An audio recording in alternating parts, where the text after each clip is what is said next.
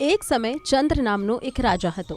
તેના પુત્રને વાંદરાઓ સાથે રમવાનું ખૂબ પસંદ હતું. રાજાએ વાંદરાઓની સેવા કરવાનું શરૂ કર્યું. ત્યારબાદ બધા વાંદરાઓ રાજાના મહેલમાં રહેવા લાગ્યા. એ વાંદરાઓનો ગિલ્લુ નામનો એક નેતા પણ હતો. તે એટલો બુદ્ધિશાળી અને જ્ઞાની હતો કે રાજાને તે ખૂબ ગમતો. થોડા સમય પછી રાજાએ કેટલાક બકરીઓ મંગાવી રાજકુમારનું મનોરંજન અને સફારી કરવા માટે.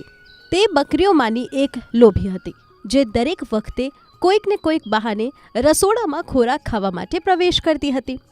રસોડામાં જતી વખતે ગિલ્લુએ તેને ઘણી વખત જોયો હતો. ગિલ્લુએ બધા વાંદરાઓને બોલ્યા અને કહ્યું કે આ બકરી અમારા માટે મુશ્કેલી બની શકે છે. જો એક દિવસ રસોઈયા બકરીને રસોડામાં જતી જોશે તો રસોઈયા તેને મારવા માટે કંઈક પણ ફેંકી દેશે. કદાચ સળગતા લાકડા ફેંકી દેશે. આમ થશે તો બકરી જીવ બચાવવા તબેલા તરફ દોડશે.